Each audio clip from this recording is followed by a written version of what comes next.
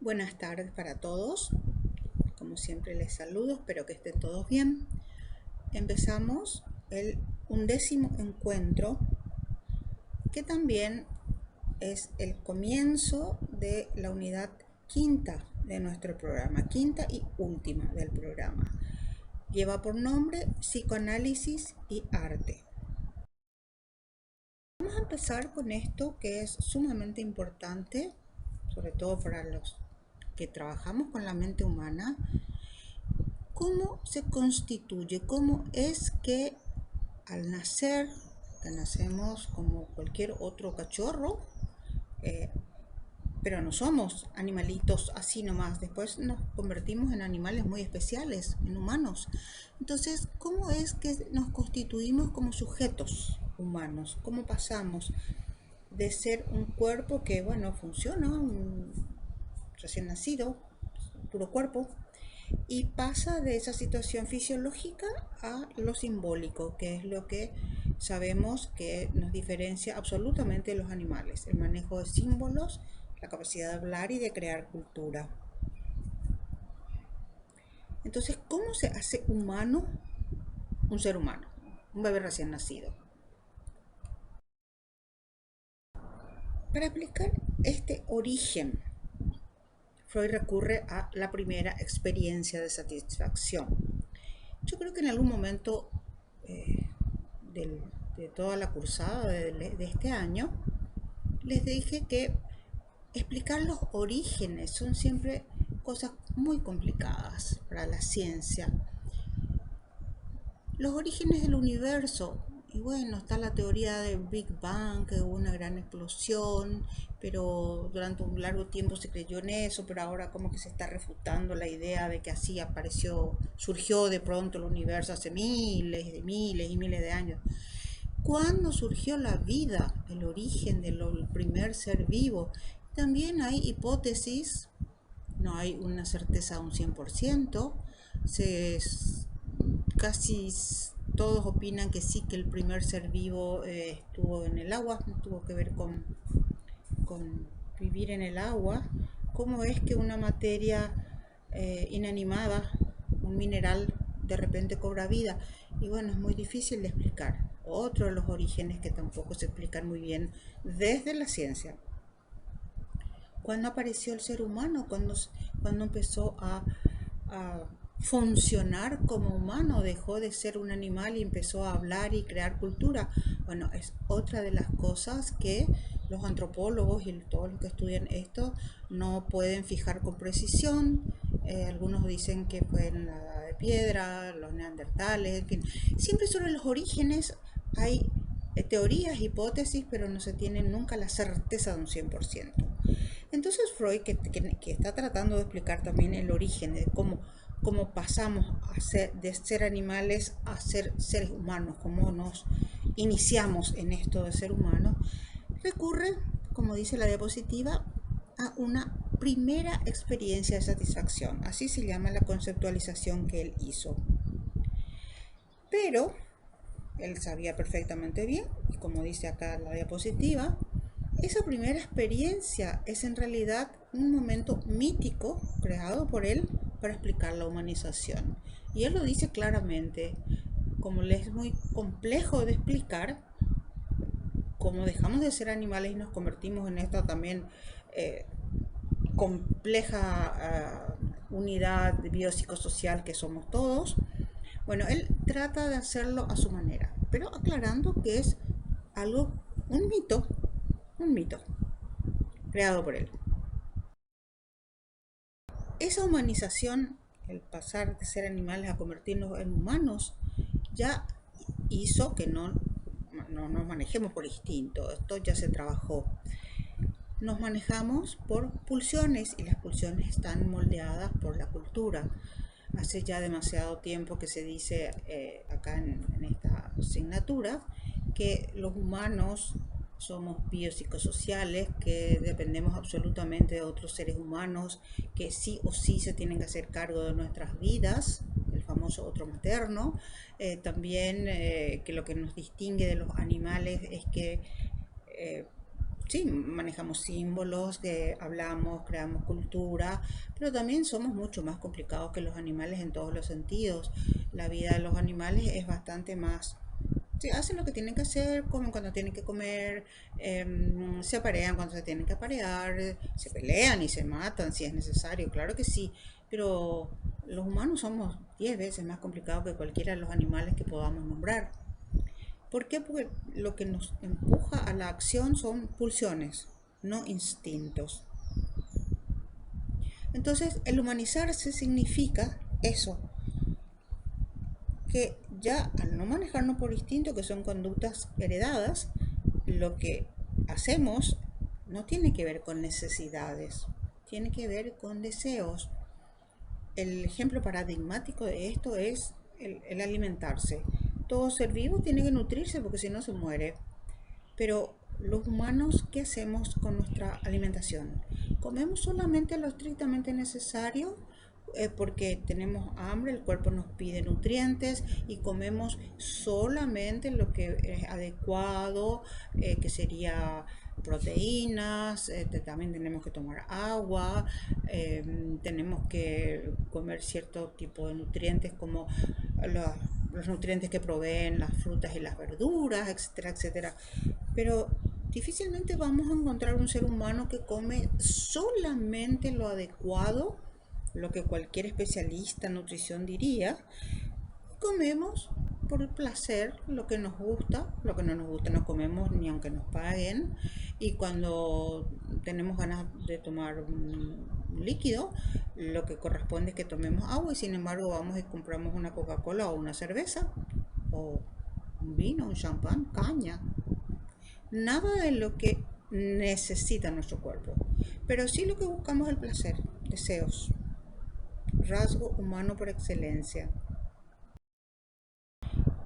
Y vamos a tratar de ver el mito que Freud creó, ese momento mítico que le llamó primera experiencia de satisfacción. Nace el bebé y un rato después, va a depender de cómo sea el bebé, pero que en algún momento va a empezar a sentirse incómodo. Lo limpiaron, lo pesaron, le hicieron todo, etcétera, etcétera. Ya está por lo general todo arropadito, están con todos los otros bebés. Y después de un rato empieza a sentir una molestia, algo lo inquieta. ¿Y qué hace el bebé? Llora. En realidad le decimos llora, pero lo que hace es ese ser recién nacido, ese organismo vivo, lo que hace es gritar, porque algo le está pasando. Y uno en realidad nunca sabe por qué llora el bebé. Puede ser por hambre, puede ser porque le molesta la luz, no está acostumbrado a vivir en un mundo de luces, vivió hasta ese momento, hasta el momento del parto, vivió en la oscuridad, flotando en el líquido amniótico, no sabe lo que es estar en el aire, la sensación de estar sumergido en el agua, sabemos que no es lo mismo que estar así, en contacto con el aire y con la ropa, ni qué decir. Hasta ese momento nunca le habían puesto ropa. Entonces son tantas las sensaciones nuevas que tiene y que no puede explicarse el pobre bebito, el recién nacido, que bueno, llora, en algún momento llora, pero no se sabe muy bien por qué. A lo mejor le sigue la angustia del nacimiento. Eh, Siempre se habla que la mamá, que el parto, que es doloroso, que la madre sufre y bla, bla, bla, y lo cual es cierto. Pero no crean que debe ser muy fácil para un bebé que está flotando todo tranquilito en el líquido y de repente una revolución, los músculos que le aprietan, voces, la madre que por lo general llora porque se queja o grita, no sé, le duele, en fin. Sí, se habla mucho de los dolores del parto, pero no se menciona nunca lo mucho que le debe costar a la criatura vivir esa experiencia absolutamente inentendible. ¿Qué puede entender ese chiquitito o chiquitita de qué le está pasando? Su casa le empieza a apretar y hay una serie de cosas, en fin. ¿No es extraño? O no, no sé, extraño. No es imposible pensar que también puede llorar de pura angustia.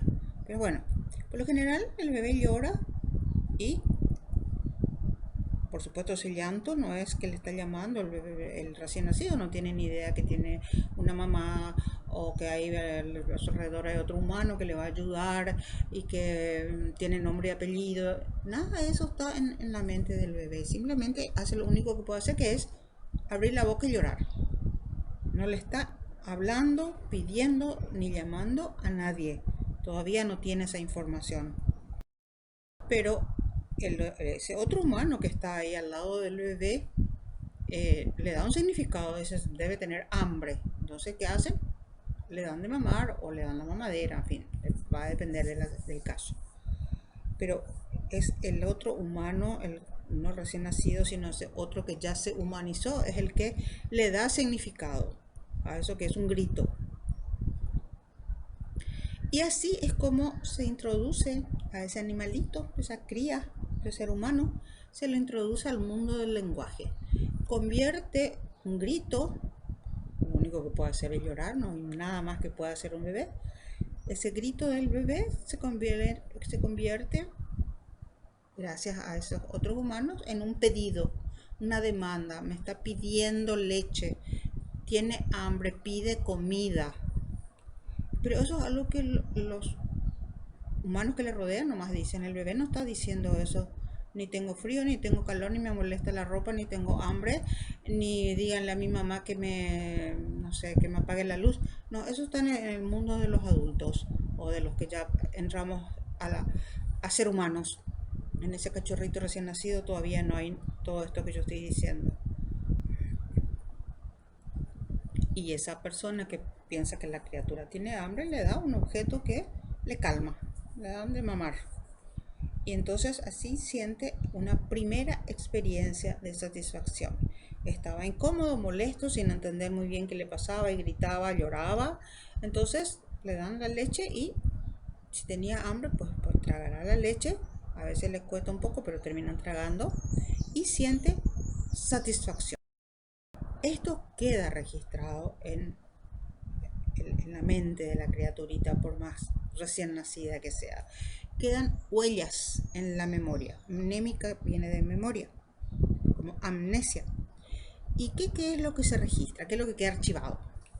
Todas esas sensaciones que acompañaron a la sensación molesta. La molestia y después también lo placentero. Y lo que archivó juntas, asociadas las vivencias. Primero la sensación molesta. Escuchó su voz también, por supuesto, a no ser que haya nacido sordo, que por lo general, por suerte, no nacen sordos los bebitos. Tiene una sensación oye voces, ruidos, alguien le habla, obvio. Hay muchas personas que hablan alrededor del bebé recién nacido. También tiene una sensación olfativa, porque eso sí, la criatura no puede ver bien al nacer recién, no puede hablar, mucho menos, pero sí huele, le huele perfectamente bien a la mamá. Y escucha los latidos del corazón de la mamá, y eso se sabe que le calma al bebé recién nacido. O sea, hay muchas sensaciones que está teniendo la criatura. Y fíjense que no estoy hablando de percepciones, estoy hablando de sensaciones. Todavía no puede ponerle nombre a eso que le pasa. Asocia, ¿qué más archiva en su memoria? Todas las sensaciones que acompañaron a ese momento. Por ejemplo, que lo cambien de posición, porque en general la criatura está en una cunita, en un museo, no sé, en algún lugar, y para darle de mamar lo tienen que levantar y acomodarlo para que pueda mamar. Cambia la posición del cuerpito. También tiene una sensación del pecho en los labios. Hasta ese momento nunca había comido, se alimentó todo en la vía intrauterina todo el tiempo a través del cordón umbilical, pero tiene la sensación del pecho en los labios. Nunca había sentido eso. Tampoco había comido, pero traga la leche. Nunca sintió la sensación ni en los labios ni en la boca, mucho menos el gusto de la leche. O sea, son un mar de sensaciones desconocidas para el bebé y se archivan todas juntas. Traga algo nuevo también. El bebé no está acostumbrado a tragar leche, no está acostumbrado a mamar y mucho menos a tragar leche. Y también viene el alivio, la molestia, el placer, la satisfacción. Ya no le molesta más, ya no tiene hambre. ¿Y qué pasa? Se duerme. El bebé que está tranquilo y sin hambre, duerme. No va a dormir demasiado tiempo. Después de unas horas, cuando termine de digerir la leche, va a aparecer de vuelta la molestia. Y otra vez la tensión que va a tratar de descargar. De acuerdo con el principio del placer que rige el aparato psíquico, en este mito creado por Freud, él nos asegura que el bebé intenta descargar lo más rápido posible la tensión. Le molesta algo y trata de sacarse esa tensión. Todos funcionamos así. Nadie quiere vivir sufriendo y tenso y con molestia. Queremos enseguida resolver nuestros problemas. Eso es normal. Y la manera rápida, dice Freud, de descargar tensión es creer que está viviendo nuevamente la primera experiencia de satisfacción. Alucina y se calma un ratito, pero alucinando nomás uno no deja de tener hambre. Sería muy fácil eliminar el hambre de las pobres personas que viven realmente hambreadas en todas partes del mundo. Y esta primera alucinación que tiene el bebé está muy relacionado con este concepto que aparece acá en rojo que se llama el deseo. Alucinar no le va a calmar la molestia al bebé. Va a tener que seguir llorando para que de alguna manera se resuelva su problema. No, no le está llamando a su mamá. Todavía no tiene registrado que tiene mamá y que su mamá se llama no sé qué. Pero sí llora, es lo único que puede hacer. La segunda experiencia ya no es igual que la primera.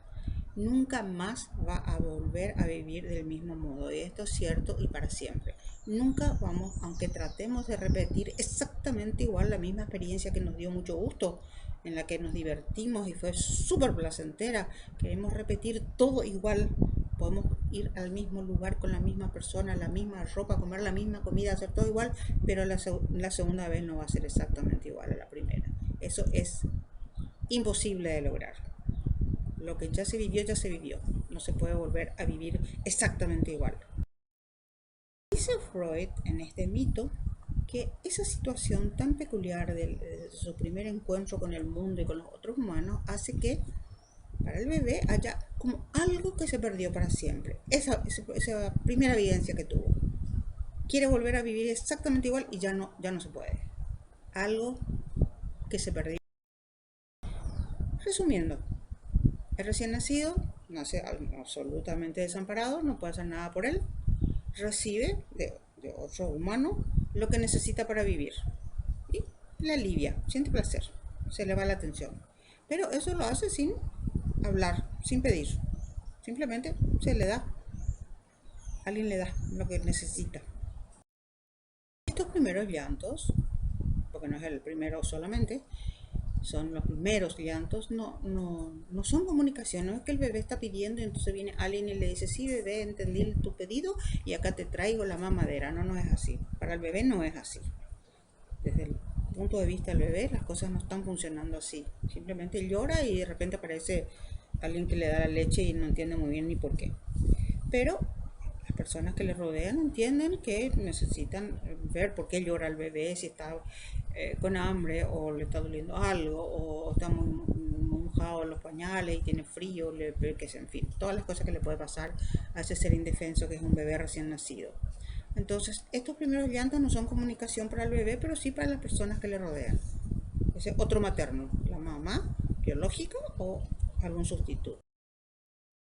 Y este famoso objeto perdido, como le llamó Freud, es como que en ese trance de estar recién nacidos, vivimos algo y se perdió para siempre, es como que perdimos un objeto.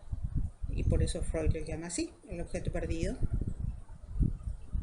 Otro psicoanalista importante, de quien vamos a hablar también, Jacques Lacan, le llamó objeto a causa del deseo. Algo perdido es lo que genera el deseo. Queremos encontrar eso mismo, esa misma vivencia, ese algo que vivimos allá en los primeros momentos de nuestra vida, pero no lo vamos a encontrar. No se puede volver a vivir la misma cosa.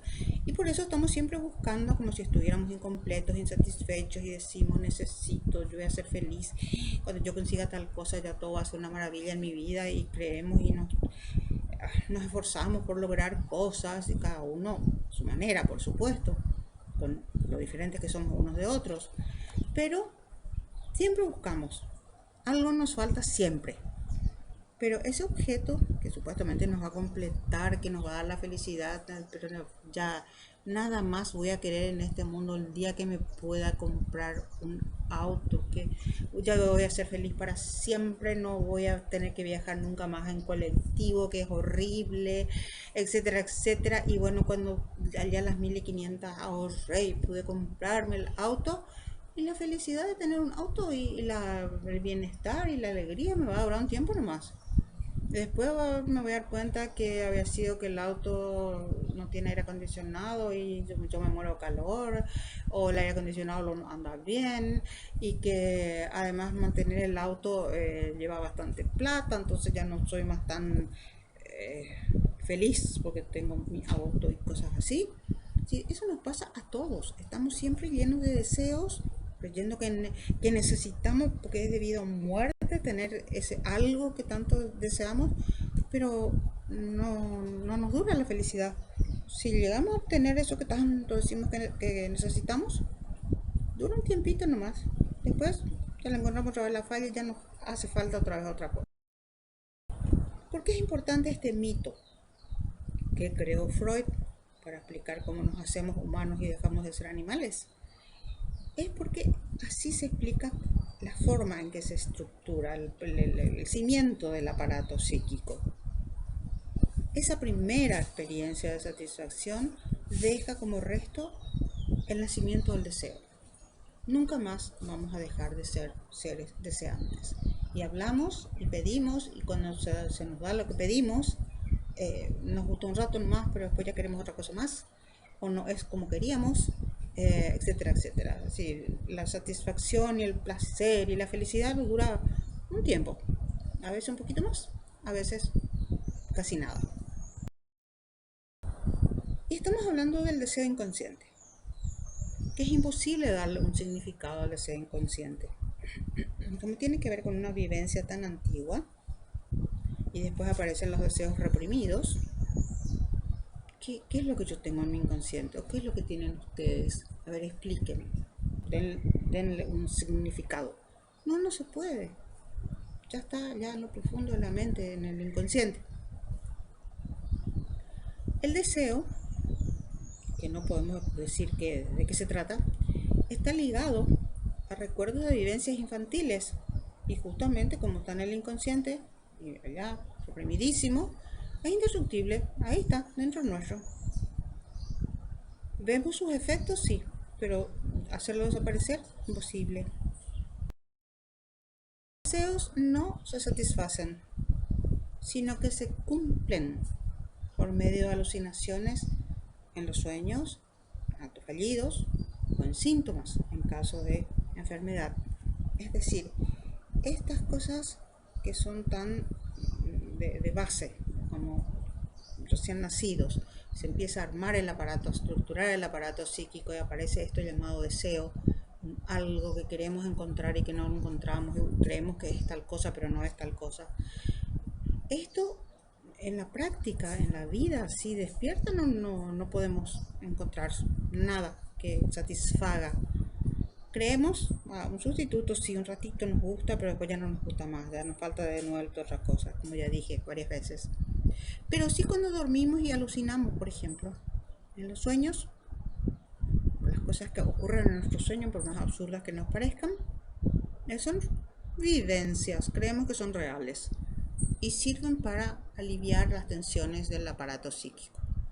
Porque no hay satisfacción en la vida real, en una situación alucinatoria, en imágenes que aparecen como sueños.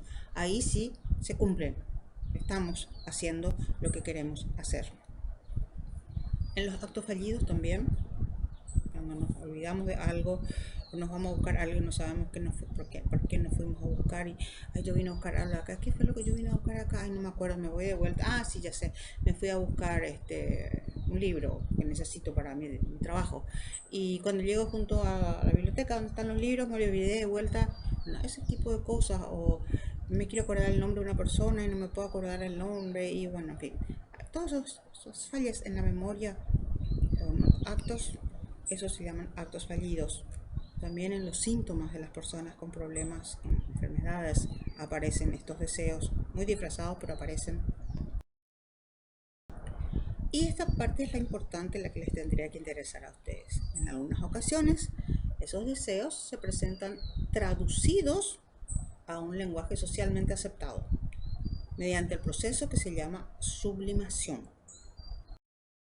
¿Qué es sublimación?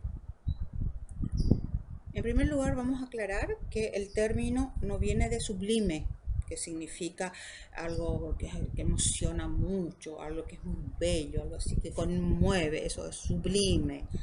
Pero cuando Freud usa la palabra sublimación, lo está usando en este otro sentido. Está utilizando una palabra de la química, que significa, muy simplemente, pasar una materia de un estado sólido al estado gaseoso. En ese sentido, él utiliza la palabra sublimación. Ya lo habíamos trabajado anteriormente, entonces solamente como repaso,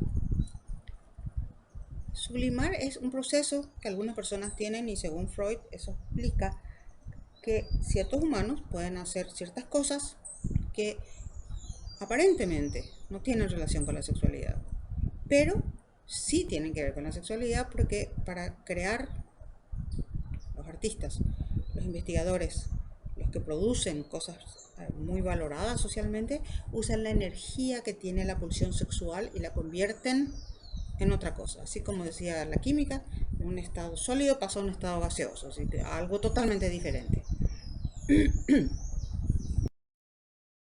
Bueno, ahora terminamos el encuentro y alégrense todos, ya no hay que subir aporte al foro. Para el proceso se requieren 10 aportes al finalizar los 10 primeros encuentros, así como están leyendo. Y como este ya es el 11º encuentro, pues ya no hay que subir nada al foro. Alegría total. Ya no hay que trabajar por lo menos en eso. Igual van a seguir habiendo otros trabajos después. Bueno, me despido.